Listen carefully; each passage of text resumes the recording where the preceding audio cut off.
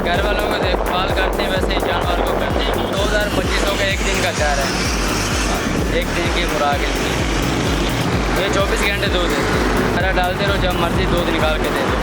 उसका दूध sugar, TB, hepatitis, जोड़ों में दर्द, पेट में पानी, हर बीमारी के लिए अच्छा है। लग जाता है 10-12 किलो 15 किलो लग जाता है। 200 रुपये किलो।